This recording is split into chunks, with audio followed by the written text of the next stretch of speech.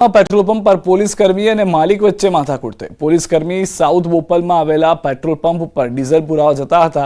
Petrol pump પાસે વારંવાર ગાડીમાં પંચર પડતું હતું। પોલીસકર્મીને શંકા જતા તેણે પેટ્રોલ પંપ માલિકને રજૂઆત કરવા ગયો। પેટ્રોલ પંપ માલિકે પોતાની ઓળખ નિવૃત્ત ડીવાયએસપી જગદીશસિંહ ચુડાસમા તરીકે આપી હતી। બંને પક્ષો વચ્ચે ઉગ્ર બોલાચાલી થઈ હતી। સમગ્ર મામલો હાલ બોપલ પોલીસ મથકે પહોંચ્યો। શહેરમાં લુક્કાગીરીના દ્રશ્યો વાયરલ થયા છે। સિગ્નેચર ગેલેરિયા કોમ્પ્લેક્સમાં યુવાનને ઢોર માર મારવામાં આવ્યો છે। 5 થી 6 શખ્સોએ પટ્ટા અને તમાચા માર્યા। શનિવારે રાત્રે ઘટના બની હતી। મારામારીનો વિડીયો વાયરલ થયો।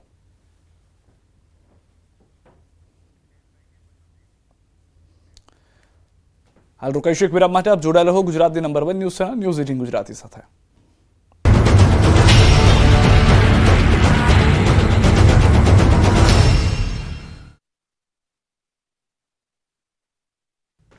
राज्य में स्थानिक स्वराजनी चूंटणी दरमियान अनेक मतदान मथकों पर ईवीएम खूटवा होवानी फरियाद मळी। चालू मतदान दरमियान मतदान मथकों पर ईवीएम में खामी सर्जाई, जेथी मतदान मथकों पर मतदारों कलाकों सुधी राह जोવાનો वारो આવ્યો।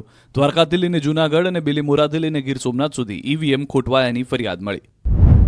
વલસાડ જિલ્લાના ધરમપુર પાલિકામાં મતદાનમાં વિલંબ થયો, કેમ કે વોર્ડ નંબર 1 અને 4 માં ઈવીએમ મશીન ખોટકાયું।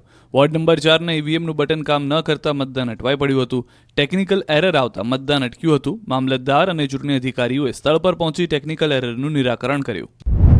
આ તરફ નવસારી અને બીલીમોરામાં પાલિકાની ચૂંટણીમાં ઈવીએમ મશીનમાં ક્ષતિ જોવા મળી। વોર્ડ નંબર 2 ના બૂથ પર 5 માં ઈવીએમ ગડબડીની ફરિયાદ। મતદાન ન થતું હોવાનો કોંગ્રેસે ઉમેદવારે આક્ષેપ કર્યો। કોંગ્રેસના ઉમેદવાર રામબાબુ શુક્લાનું બટન ઈવીએમમાં ન દબાતાનો હોબાળો થયો। આ બાજુ સુરેન્દ્રનગરના થાનમાં પાલિકાની ચૂંટણીમાં ઈવીએમ ખોટકાયું। થાન પાલિકાની ચૂંટણીમાં વોર્ડ નંબર 6 માં ઈવીએમમાં ખામી સર્જાતા મતદાન રોકવામાં આવ્યું। ઈવીએમ મશીન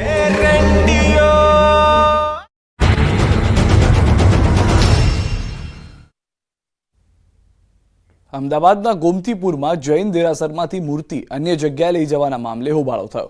મહારાજ સાહેબ સહિત ભક્તો મૂર્તિ પરત લેવા ગયા, જ્યાં શિલજ ખાતે મૂર્તિ પરત લેવા જતા પોલીસે અટકાવ્યા। કોઈપણ પ્રકારના અનિચ્છનીય બનાવ ન બને તે માટે પોલીસ બંદોબસ્ત તૈનાત કરાયો। ચિંતામણી પાર્શ્વનાથ ભગવાન સહિત ભગવાનની મૂર્તિઓ મંજૂરી વગર લઈ ગયા હોવાનો ભક્તોનો આક્ષેપ છે। શિલજ ખાતે મૂર્તિ પરત લેવા જતા હોબાળો થયો।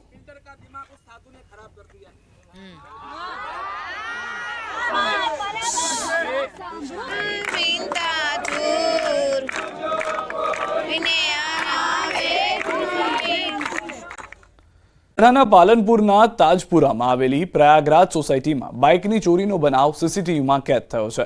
ઘર આગળ પાર્ક કરેલી બાઇકની ચોરી કરી અજાણ્યો ઇસમ ફરાર થતો સીસીટીવીમાં કેદ થયો છે। મોડી રાત્રે અજાણ્યો ઇસમ બાઇક ચોરી કરતા સીસીટીવી કેમેરામાં કેદ થયો। બાદમાં વેજ બિરયાની ઓર્ડર કરતા પહેલા ચેતી જજો। વેજના બદલે નોનવેજ બિરયાની ગ્રાહકને આપી દેવામાં આવી છે। ઓનલાઈન મંગાવેલી વેજ બિરયાનીમાં નો વેજ પધરાવી દેવાયું છે। નોનવેજ પધરાવી દેવામાં આવતા ગ્રાહક દ્વારા નોનવેજ બિરયાનીની આરોગતા તબિયત લથડી છે। અગાઉ પણ આ પ્રકારની ભૂલો સામે આવી હતી। સાઉથ બોપલ ખાતે આવેલા રિબેલ ફાસ્ટ ફૂડ એકમ બની હતી નોનવેજ બિરયાની। ગ્રાહકે એએમસી ફૂડ વિભાગમાં કરી છે ફરિયાદ। ગ્રાહક દ્વારા એએમસી ફૂડ વિભાગને ફરિયાદ કરાઈ છે। તો દ્રશ્યો આપ જોઈ રહ્યા છો। ગ્રાહકને ઉપર સ્ટીકર પણ જે છે તે વેજ બિરયાનીનું મારીને મોકલવામાં આવી રહ્યું છે। ગ્રાહકે ખાતા પહેલા એ પણ વિચાર્યું નહીં, કારણ કે ત્યાં વેજ લખેલું હોવાથી તેણે બિરયાની આરોગવાની શરૂ કરી। પરંતુ જેવી બિરયાની આરોગતા અધવચ્ચે તેને ખ્યાલ આવ્યો કે આ તો નોનવેજ છે અને નોનવેજ હોવાને કારણે તેની તબિયત પણ લથડી હોવાની જાણકારી છે। ગ્રાહક તુરંત પહોંચે છે ત્યાં આગળ। એએમસીમાં પણ ફરિયાદ કરવામાં આવી છે। રેપ કેસના આરોપીઓને આજીવન કેદ। ગૃહ રાજ્યમંત્રી હર્ષ સંઘવીનું નિવેદન। માત્ર 130 દિવસમાં આરોપીઓને મળી છે સજા। પોલીસ અને કોર્ટનો આભાર। સંઘવીએ કહ્યું કે આરોપીઓને અંતિમ શ્વાસ સુધીની સજા મળી છે।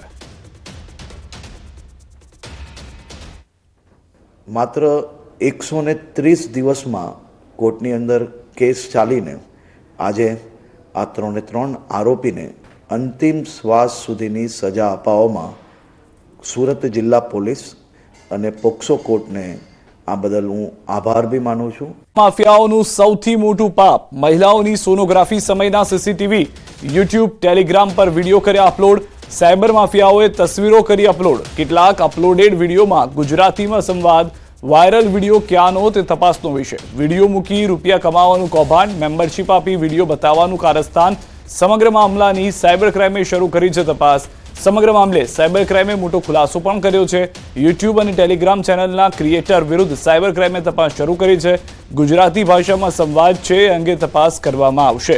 વિડીયો ક્યાંનો અને કઈ હોસ્પિટલનો છે તે અંગે સાયબર ક્રાઇમ તપાસ કરી રહી છે. ટેલિગ્રામ ગ્રુપમાં કોઈ ગુજરાતીમાં સંવાદ નથી. ગ્રુપમાં સાઉથ ઇન્ડિયા સહિત અન્ય રાજ્યના લોકો જોડાયેલા છે. યુટ્યુબ પર અપલોડ થયેલા વિડીયોમાં ગુજરાતીમાં સંવાદ છે, જે અંગે ક્રાઇમ બ્રાન્ચ તપાસ કરશે. આ બંને આ જે યુટ્યુબ ચેનલ છે અને એ ટેલિગ્રામ ચેનલ છે, એ બંનેના જે ક્રિએટર છે એમની વિરુદ્ધમાં તપાસ ચાલુ કરી છે. પ્રાઇમા ફેસી અત્યારે એ ખબર પડે છે કે જે વિડીયો છે એમાં જે કોન્વર્ઝેશનમાં ગુજરાતી લેંગ્વેજનો ઉપયોગ થઈ રહ્યો છે, પણ કઈ હોસ્પિટલનો વિડીયો છે એ હજુ સુધી અમારા ધ્યાને નથી. એ બાબતની અમે આગળ તપાસ કરી રહ્યા છીએ. ગ્રુપમાં કોઈ ગુજરાતીમાં સંવાદ નથી મળેલો. જે ટેલિગ્રામનો યુટ્યુબમાં જે વિડીયો પોસ્ટ કરેલો છે એમાં જે પેશન્ટ છે અને જે નર્સ હોય છે એમને જે બે કોન્વર્ઝેશન છે એ ગુજરાતીમાં છે. આ જે ગ્રુપ છે ટેલિગ્રામનું, એમાં સાઉથ ઇન્ડિયાના બી અમુક વિડીયો હોવાનું ક્લેમ કરે છે. વિડીયો એમાં કોઈ અત્યાર સુધીમાં વિડીયોમાં લિંક નથી આવી, ખાલી સ્નેપશોટ મૂકેલા છે. તો સાયબર માફિયાઓ કોણ છે, કોણ આ વિડીયો લાવતું હતું, કેટલા લોકો આમાં સંડોવાયેલા છે, તમામ મુદ્દે તપાસ થઈ રહી છે. જે ગ્રુપના લોકો છે તેમાંથી કેટલાક ટેલિગ્રામની અંદર જે ગ્રુપના લોકો છે તે સાઉથ ઇન્ડિયન હોવાની જાણકારી છે. જે ભાષાનો ઉપયોગ થઈ રહ્યો છે તેમાં સાથે જે સંવાદ જોવા મળી રહ્યો છે વિડીયોની અંદર, તે જે યુટ્યુબમાં વિડીયો અપલોડ કરવામાં આવ્યો છે, તે યુટ્યુબમાં વિડીયો જે અપલોડ કરવામાં આવ્યો તેમાં ગુજરાતીમાં સંવાદ જોવા મળી રહ્યો છે. હવે આ જે પણ હોસ્પિટલના વિડીયો છે એ કઈ રીતે લીક થયા એ પણ મોટો સવાલ છે.